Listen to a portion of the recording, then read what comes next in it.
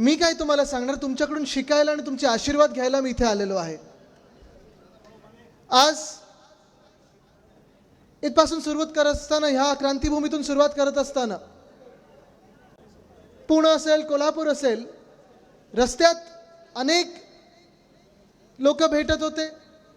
वयस्कर असतील, तरुण असतील, महिला असतील, आणि सगळे मला हेच सांगत होते की उद्धव साहेबांना सांगा आम्ही तुमच्या सोबतच आहोत आणि सोबतच राहू. हा महाराष्ट्र आहे. महाराष्ट्र, नितीनजी आपण आता सांगत होतात की कधी संपत नाही. महाराष्ट्र संपवतो, पण अजून एक मी ह्याच्यात आवर्जून सांगू इच्छितो की जे महाराष्ट्रावर प्रेम करतात, ज्यांच्यात महाराष्ट्राचं रक्त आहे, त्यांच्यासाठी महाराष्ट्र ही संपत्ती देखील आहे. आणि ही संपत्ती माझ्या समोर बसलेली आहे. तुमचे आशीर्वाद ह्याच्यापेक्षा असून काय पाहिजे. आज आपला महाराष्ट्र जो आहे, गेले 1.5-2 वर्ष आपण पाहत आहे, एका वेगळ्या मनस्थितीतून आपण पुढे चाललेलो आहोत. आजूबाजूची जी परिस्थिती आहे ती एवढी भयंकर झालेली आहे. जी लढाई आपण लढत आहोत ती एवढी महत्त्वाची ठरत आहे, कारण ही लढाई आपल्या महाराष्ट्राच्या अस्तित्वाची लढाई आता झालेली आहे. 2 वर्षापूर्वी जेव्हा उद्धव साहेब मुख्यमंत्री होते आणि आपलं महाविकास आघाडीचं सरकार होतं, मग आपण होतो, शिवसेना म्हणून आपण होतो, काँग्रेस पक्ष होता, राष्ट्रवादी काँग्रेस पक्ष होता, आपले इतर जे मित्र पक्ष होते ते सोबत होते. आणि जे 2019 ते 2022 पर्यंत जे आपण सरकार चालवत होतो, प्रत्येक व्यक्तीला आपण सोबत घेऊन आपला महाराष्ट्र पुढे नेत होतो. मग शिक्षण क्षेत्रात असेल, आरोग्य क्षेत्रात असेल, इन्फ्रास्ट्रक्चरमध्ये असतील, रस्ते असतील, पूल असतील, पाण्याचं काम असेल, शेतीचं काम असेल, कृषी क्षेत्रात असेल, उद्योग क्षेत्रात असेल, सगळं काही आपण महाराष्ट्र आपल्या डोळ्यासमोर ठेवून आपण काम पुढे नेत होतो. पण 2 वर्षापूर्वी जेव्हा जे काही घडलं, बिघडलं, किती खोके होते? एकदम ओके. बरोबर आहे ना. आपण ही घोषणा देतो 50 खोके एकदम ओके. कदाचित त्यावेळी ते ओके झाले असतील, पण महाराष्ट्र हा नॉट ओके झाला. मला वाटायला लागलं होतं त्यावेळी की जसं घटनाबाह्य मुख्यमंत्री, त्यांनी सत्ता काबीज केली, खुर्ची खेचली. म्हणजे तुम्ही विचार करा, तो जो काही काळ होता त्याच्यात सत्ता काबीज करणं निर्लज्जपणे आणि त्या खुर्चीवर बसणं, खोटं बोलून त्याच्यावर बसणं, खोके इतरांना देऊन बसणं, हे सगळं केल्यानंतर मला वाटलं होतं की आता तरी महाराष्ट्र, भाजपाची जी महाशक्ती त्यांच्या मागे उभी होती, कुठेतरी पुढे जाईल. मला वाटलं होतं आपण काहीतरी महाराष्ट्रासाठी कमी करतोय. हे 40 गद्दार जे आहेत, ते गद्दारी त्यांनी ह्यासाठी केली की महाराष्ट्रासाठी चांगलं काहीतरी करायचं आहे. पण तुम्ही मला सांगा, महाराष्ट्रात गेल्या 2 वर्षात चांगलं काही झालंय का? झालं असेल तर सांगा मला, झालंय काही चांगलं? आज मी तुम्हाला विचारतो, इथे तरुण मुलं मुली किती आलेत? 20शीतले मुलं मुली किती आहेत? 30शीतले मुलं मुली किती आहेत? नाही, 20शीतली 30शीतली दोन्ही चालतील, 40शीतले पण घेऊया, चला. आहेत ना इथे तरुण आहेत ना? तुम्ही मला सांगा, गेल्या 2 वर्षामध्ये तुम्हाला एकदा तरी वाटलंय का की तुमच्यासाठी रोजगार उपलब्ध झालाय? आहेत ते काढून घेऊन गेलेत. जे रोजगार आपण आपल्या महाराष्ट्रात आणत होतो 2019च्या डिसेंबर पासून साधारणपणे 2022च्या जून पर्यंत अनेक रोजगार आपल्या महाराष्ट्रात आणत होतो. आणि महाराष्ट्रात म्हणजे अनेक वेळा मला जेव्हा विचारलं जातं, आदित्य तुमचा मतदारसंघ कुठचा, आदित्य तुमचा जिल्हा कुठचा, असं मला विचारलं जातं, उद्धव साहेबांना विचारलं जातं. आम्ही दोघंही सांगतो की आमचा मतदारसंघ हा महाराष्ट्र आहे, संपूर्ण महाराष्ट्र आमचा मतदारसंघ आहे, आमचा जिल्हा आहे. कारण अनेकदा असं होतं की जी राजकीय लोक, जी राजकीय मंडळी त्या खुर्च्यांवर बसतात, त्या मंत्रिपदांवर बसतात, जी पदं त्यांच्याकडे मिळतात, मग त्यांच्या खात्यातले जे काही स्कीम्स असतात, ज्या काही योजना असतात, ज्या आता जसं नितीनजी सांगत होते वाढत जातात, त्या योजना ह्या त्यांच्या जिल्ह्यात नेतात, त्यांच्या मतदारसंघापूर्व ठेवतात. पण आम्ही तसं केलं नाही. प्रत्येक योजना जी यायची, प्रत्येक जे काही चांगलं येईल महाराष्ट्रात, मग कृषी क्षेत्रात असेल, सरकारी क्षेत्रात असेल, प्रायव्हेट क्षेत्रात असेल, उद्योग क्षेत्रात असेल, ते संपूर्ण महाराष्ट्राच्या कानाकोपऱ्यापर्यंत कसं पोहोचेल ह्याच्यावर आम्ही विचार करायचो आणि त्याची अंमलबजावणी करायचा प्रयत्न करत होतो. आपल्याला आठवत असेल, वेदांता फॉक्सकॉन आपल्याला तळेगाव इथे आणायचं होतं, पुण्याकडे आणायचं होतं. ह्या पूर्ण पट्ट्यामध्ये साधारणपणे पश्चिम महाराष्ट्रात आणि महाराष्ट्रामध्ये आपल्याला 1 लाख लोकांना रोजगार देऊ शकलो असतो. 1 लाख लोकांना नुसतं वेदांता फॉक्सकॉनच्या त्या 2.25 लाख कोटीच्या गुंतवणुकीमुळे. जेव्हापर्यंत आपलं सरकार होतं, महाविकास आघाडी सरकार होतं, तेव्हापर्यंत 100% तो प्रोजेक्ट आपल्याच महाराष्ट्रात येणार होता, आपल्याच तळेगावमध्ये येणार होता. आमची बोलणी तशी झाली होती, 2-4 व्हिजिट्स तिथे झाल्या होत्या आणि जे उद्योगपती होते, जे काही त्यांची कन्सल्टन्सी फर्म होती, प्रत्येकाला ते तळेगाव आवडलं होतं, महाराष्ट्रात त्यांना यायचं होतं. पण सरकार बदललं, सरकार पाडलं गेलं रातोरात. जे खोके हातोहात गेले, 50 खोके असतील कोणाकडे, 70 खोके असतील कोणाकडे, 100 खोके असतील, हे खोके आणि खोटे आणि धोके हे सगळं सरकार बदललं. आणि जेव्हा सरकार बदललं तेव्हा त्याच अधिवेशनात, पावसाळी अधिवेशन मुंबईत चालू होतं, तेव्हा मी पण मुख्यमंत्री घटनाबाहेर त्यांचं भाषण ऐकत होतो. हे असं सगळं करून त्यांनी सांगितलं तो वेदांतावाला जणू काही कॉन्ट्रॅक्टर त्यांचा, तो आला ना 4 लाख कोटी घेऊन आला, असं झालं तसं झालं. हे सगळं आम्हाला आमदार म्हणून सांगितलं. पण पुढच्या आठवड्यात वेदांता फॉक्सकॉन गेलो कुठे? ऐकून आलं, गेलं कुठे? गुजरात. जो प्रकल्प आपल्या राज्यात 100% येणार होता तो गुजरातला गेलाच कसा? जो प्रकल्प, जे घटनाबाह्य मुख्यमंत्री ज्यांनी खुर्ची काबीज केली, सत्ता काबीज केली, सांगत होते की आला 4 लाख कोटी घेऊन आला. एकतर 2.25 लाख कोटीचा प्रकल्प 4 लाख कोटी सांगतात, म्हणजे तेवढंही माहिती नाही. पण हे सगळं होत असताना वरतून की कुठून फोन आला मला माहिती नाही, पण जो प्रकल्प 100% आपल्या राज्यात येणार होता तो प्रकल्प गेला गुजरातला. गुजरातची माझं काही भांडण नाही आहे, गुजरातची काही वैर नाही आहे. जे काही गुजरातमध्ये जायचं असेल, तामिळनाडूमध्ये जायचं असेल, केरळात जायचं असेल, लडाखमध्ये जायचं असेल, मणिपूरला जायचं असेल, केंद्र सरकार तिथे दंगली पेटलेत तरी गेलं नाही आहे, पण मणिपूरला पण जायचं असेल, ते उद्योग तिथे गेले पाहिजेत. प्रत्येक राज्य जेव्हा विकसित होईल तेव्हा आपला देश पुढे जाईल, ह्या भूमिकेचा मी आहे. पण जेव्हा आमच्या महाराष्ट्रातलं हिसकावून नेता तुम्ही, जे हमखास आपल्या राज्यात येणार होतं, जे 100% इथे येणार होतं, आमच्या इकडच्या तरुणींना नोकऱ्या देणार होतं, रोजगार निर्माण करून देणार होतं, ते हिसकावून तुम्ही दमदाटी करून गुजरातला नेताना तिथे मला राग येतो. जसं वेदांता फॉक्सकॉनचा प्रकल्प आहे, तसं एअरबस टाटाचा प्रकल्प आहे. एअरबस टाटा आपण तिथे नेणार होतो मिहानला, नागपूरजवळ. तिथे अनेक वर्ष मिहान ते बनून तसंच्या तसं पडलं होतं. काही उद्योग तिथे जात होते. पण तिथे जर आपल्याला अजून वेग द्यायचा असेल, विदर्भामध्ये आपल्याला प्रगतीला वेग द्यायचा असेल, तर मोठे प्रकल्प तिथे आले पाहिजेत. आणि तो प्रकल्प आपण एअरबस टाटाचा मागे लागलेलो की चला मिहानमध्ये येऊ द्या, नागपूरला येऊ द्या. पण सरकार जेव्हा बदललं तेव्हा सगळी राज्य देशातली सोडली, कुठे पाठवलं? गुजरात. तसाच रोह्यामध्ये आपण बल्क ड्रग पार्क आणणार होतो. संभाजीनगर, छत्रपती संभाजीनगरच्या ऑरिक सिटीमध्ये मेडिकल डिव्हाइस पार्क आणणार होतो. अनेक असे उद्योग जे राज्यभरात आपण सगळीकडे प्रत्येक जिल्ह्यात आणण्याचा प्रयत्न करतो. कारण हल्ली मी बघतो 5 स्टार MIDC उद्योग मंत्री 5 स्टारमध्ये फिरतात, पण आमच्या 5 स्टार MIDC मध्ये नवे उद्योग आलेत का? नाही आलेत. पण हे सगळे उद्योग जे आहेत, जे आपल्या महाराष्ट्रात येणार होते, जसं मी सांगितलं, वेदांता फॉक्सकॉन असेल, एअरबस टाटा असेल, मेडिकल डिव्हाइस पार्क असेल, बल्क ड्रग पार्क असेल, सोलर एनर्जी इक्विपमेंट पार्क असेल, हे सगळं पाठवलं कुठच्या राज्यात? गुजरातला पाठवलं. अहो हे काय, हे तर सोडाच. आपली वर्ल्ड कपची फायनल, क्रिकेट वर्ल्ड कपची फायनल किती लोकांनी पाहिली? सगळ्यांनी पाहिली. व्हायला कुठे पाहिजे होती ती? वानखेडेला, आपल्या मुंबईमध्ये. पाठवली कुठे? जर वानखेडेत असते तर जिंकलो असतो ना आपण. हे तुम्ही बोलताय, मी नाही. पण हे माझं दुःख आहे, जे ह्या मागच्या बॅनरवर लिहिलं ना, महान्याय, महानिष्ठा, महाराष्ट्र, ह्याच्यासाठी मी लढत आहे. न्याय हा आम्हाला नको आहे. आम्हाला आता कळलेलं आहे की न्याय कदाचित होणारच नाही. कारण जसं काही घडत आहे, जर तुम्ही संविधानाप्रमाणे चाललात, जे डॉक्टर बाबासाहेब आंबेडकरांनी संविधान आपल्याला लिहून दिलेलं आहे, जे आपण सगळे आंबेडकर प्रेमी जनता आहोत. आज खास करून मी तुम्हाला सांगते, आपण सगळेच, एक महान व्यक्ती, थोर व्यक्ती आपल्या देशातून गेली, डॉक्टर बाबासाहेब आंबेडकर. नुसतं आपल्या देशात नाही तर जगात जे काही टॉप व्यक्ती असतील त्याच्यामध्ये ही व्यक्ती असेल, असं नाव असेल, त्यांचं नाव आहे. त्यांनी आपल्याला संविधान लिहून दिलं. त्या संविधानाप्रमाणे 75 वर्ष आपला देश चालला. आम्ही सगळी जी शपथ घेतो ती संविधानाची शपथ घेत असतो, त्याप्रमाणे चालत असतो. मग मंत्री असतील, माजी मंत्री असतील, आमदार असतील, खासदार असतील, अगदी प्रधानमंत्री आणि मुख्यमंत्री आत्तापर्यंतचे सगळे जे होऊन गेलेले आहेत, ते डॉक्टर बाबासाहेब आंबेडकरांनी जे संविधान लिहून दिलं त्याप्रमाणे चालतात.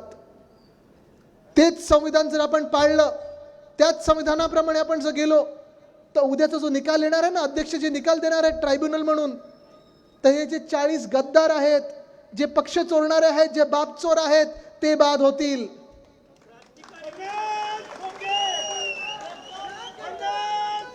पण जर भाजपला जे संविधान लिहायचंय, भाजपला जे संविधान बदलायचंय, कारण त्यांना हे संविधान आवडत नाही, त्यांना संविधान बदलायचंय.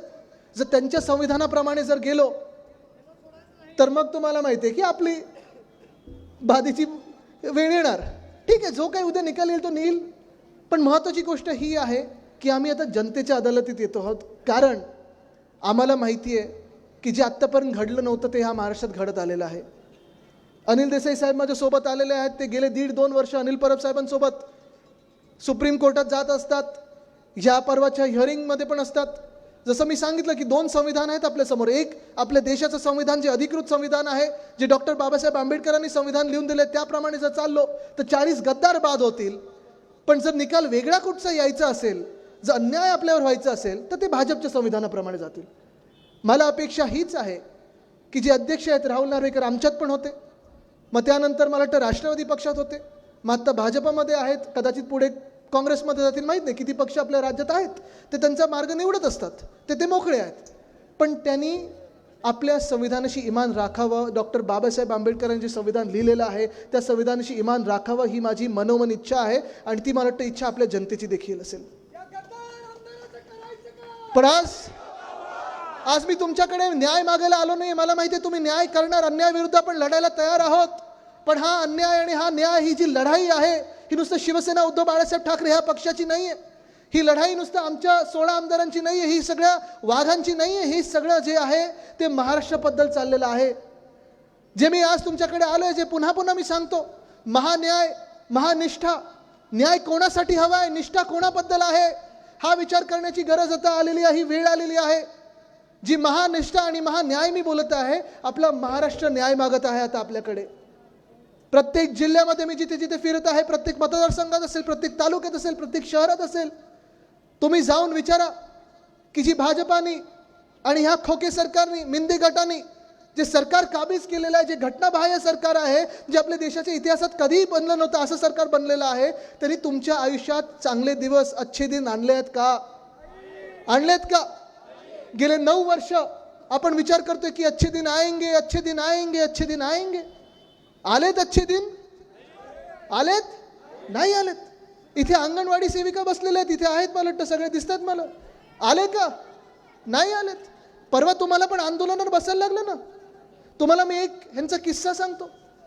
ह्या सगळ्या आपल्यासाठी ज्या मेहनत घेतात, मला वाटतं कोविड काळामध्ये देखील तुम्ही खूप काम केलेलं होतं, आणि उद्धव साहेबांनी सांगितले की तुम्ही आमच्या बहिणी आहात, तुमच्यासाठी आम्ही लढणार म्हणजे लढणारच. पण आज सगळीकडे प्रत्येक क्षेत्र हे कोलमडत चाललेलं आहे. जसं मी तुम्हाला सांगितलं, उद्योग क्षेत्र हे कोलमडलेलं आहे. कदाचित टेस्लाचा पण उद्योग हा गुजरातला जाईल, महानंदाचं दूध हे गुजरातला जाईल. आत्ता गाडीत मी नितीनजींना सांगत होतो, परिस्थिती अशी आहे की आपलं मंत्रालय देखील सुरत किंवा अहमदाबादला हलवतात की काय. पण हे जसं झालेलं आहे तसं सरकारी क्षेत्र देखील काही ह्याच्यापासून दूर राहिलेलं नाही आहे. सरकारी लोक, सरकारी नोकर देखील त्रस्त आहेत, सरकारी कर्मचारी देखील त्रस्त आहेत. ओल्ड पेन्शन योजनेसाठी नागपूरमध्ये आम्ही पाहिलं होतं, हजारो के लाखो लोक तिथे जमलेली होती. त्यांची मागणी एकच होती, आम्हाला न्याय हवा आहे. आम्ही जेवढी मेहनत सरकारच्या योजना गाव पातळीपर्यंत देण्याचा प्रयत्न करत असतो आणि यशस्वी ठरतो, आम्हाला आमच्या रिटायरमेंट नंतरची काय गॅरंटी देता तुम्ही? आज पाहताय तुम्ही, अनेक जे मंत्री आहेत त्यांच्या कारखान्यांसाठी, साखर कारखान्यांसाठी, वेगळ्या काही गोष्टींसाठी सरकार थक हमी देत असते, पैसे देत असतात. जे कोणी बुडाले तर ते भाजपमध्ये उडी मारतात, पैसे मिळतात. जे कोणी जेलमध्ये जायचे असतात त्यांना पण गॅरंटी मिळते की चला, तुम्ही इक्बाल मिर्चीचे मित्र असो की तुम्ही दाऊदचे मित्र असो, भाजपात या, वॉशिंग मशीनमधून तुम्ही स्वच्छ झालेला आहात, आता तुम्ही मंत्री बनायला मोकळे. हे कसं राज्य आहे जिथे आपल्या अंगणवाडी सेविका ह्यांना आंदोलन करायला लागतं, सरकारी कर्मचाऱ्यांना आंदोलन करायला लागतं, MPSCचे जे स्पर्धा परीक्षा देत होतात त्यांना पण आंदोलन करायला लागलं का? तर पोस्टिंग पाहिजे म्हणून. काल परवाकडे तलाठी भरतीचा घोटाळा आलेला आहे. 200 मार्क पूर्ण होते, कोणातरी 214 मिळालेत. हे म्हणजे खोके सरकार सारखंच झालं ना. ज्यांना एक खातं चालवता आलं नाही त्यांना मुख्यमंत्री बनवलेलं आहे, आणि तसं आपलं राज्य चाललंय. म्हणजे मूळ गोष्ट तुम्ही पहा की जो खरोखर काम करतोय, ज्याची निष्ठा या महाराष्ट्रासोबत आहे, त्याला काही मिळत नाही आणि मिळण्याची अपेक्षा सुद्धा नाही. आम्ही कोणी मिळवण्याचं काही अपेक्षा करत नाही. पण आमच्या जे हक्काचं आहे ते पण तुम्ही पलीकडे नेता, इथून चोरून नेता, इथून हिसकावून नेता, दमदाटी करून नेता. उदाहरण सांगायचं झालं तर प्रत्येक रस्त्यावर आपल्या टोल आहे ना. हा परवाकडे मुंबई ट्रान्स हार्बर लिंक, मुंबईला महाराष्ट्राबरोबर म्हणजे मेनलँड महाराष्ट्र नवी मुंबईबरोबर जोडण्याचा जो प्रकल्प आहे, उद्धव साहेबांनी त्याचं पहिलं गर्डर लॉन्चिंग केलं होतं 2020 साली. आपल्या 2 वर्षात 85% काम पूर्ण झालं होतं. 2 वर्षात 85% काम पूर्ण झालं. ह्या गद्दारांच्या 2 वर्षामध्ये 15% काम होऊ नये. होतच नव्हतं. पत्रकार परिषद घेतली मी, फोटो टाकले, सोशल मीडियावर टाकलं, व्हॉट्सॲपवर फिरवलं. मग एकदम अचानक जाग आली, अरे हे तर तयार आहे, 3 महिन्यापासून तयार आहे. पण 3 महिन्यापासून तयार असताना देखील उद्घाटनाची अजून वेळ मिळाली नव्हती. आता कुठेतरी जाऊन सांगतायत या येत्या 12 तारखेला होईल. ठीक आहे, करा उद्घाटन. पण नवीन ब्रिज आहे त्याच्यावर ह्यांनी जो टोल लावलेला आहे 250 रुपयाचा टोल, म्हणजे महाराष्ट्रात तुम्हाला फिरायचं असेल तर पैसे द्यायला लागतात. पण बुलेट ट्रेनला जर जागा द्यायची असेल 3-3.5 हजार कोटीची, 4,000 कोटीची, गुजरातला ती बुलेट ट्रेन जाते म्हणून तुम्ही फुकटात देता जागा. हा कुठचा न्याय आणि कोणाबरोबर तुम्ही न्याय करताय? काय एवढा अन्याय माझ्या महाराष्ट्रावर करताय? अनेक गोष्टी अशा अजूनही तशा पडलेल्या आहेत. काल परवाकडे मी नवी मुंबईत गेलो होतो. दिघा रेल्वे स्टेशन, दिघा गाव. अनेक लोक अंबरनाथ असेल, कल्याण असेल, डोंबिवली असेल, नवी मुंबईत उतरायला दिघा गावला त्याला उतरायचं असतं, पण त्यांना ठाण्याला जायला लागतं आणि मग पुन्हा एकदा ते नवी मुंबईत येतात. 4 ते 5 लाख लोकांना प्रतिदिन याचा फायदा होईल असं हे दिघा रेल्वे स्टेशन आहे. आपले तिकडचे स्थानिक खासदार राजन विचारे साहेब, अनेकदा त्यांनी पत्रव्यवहार केलेला आहे, पार्लमेंटमध्ये त्यांनी विषय घेतलेला आहे, आंदोलनं केलेली आहेत, सह्यांची मोहीम देखील केलेली आहे.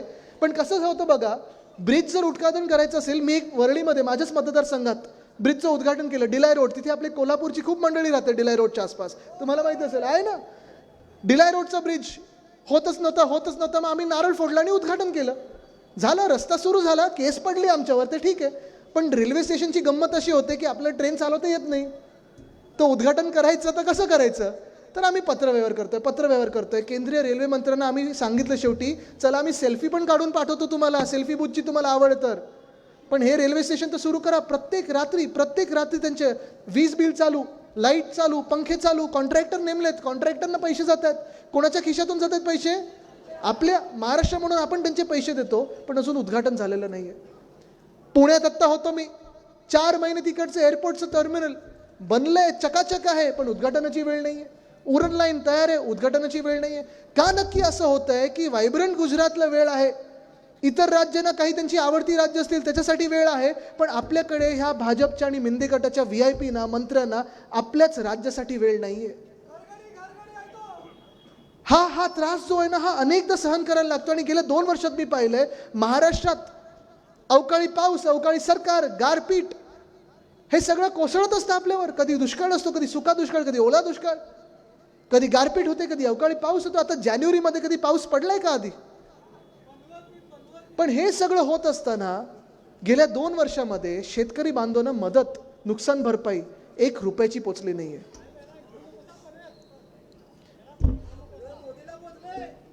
1 रुपयाची मदत शेतकऱ्यांच्या हातात पोचली नाहीये. कधी मी मराठवाड्यात असतो, कधी विदर्भात असतो, कधी इथं पश्चिम महाराष्ट्रात आहे, कधी उत्तर महाराष्ट्रात असतो. मी शेतकरी बांधवांना जेव्हा विचारतो की मला तुम्ही सांगा, गेल्या 2 वर्षात जे काही नुकसान तुमचं झालं असेल पर्यावरणामुळे, एक तरी तुम्हाला रुपये तुमच्या हातात आलाय का? मला सांगतात कधी आलेलं नाहीये.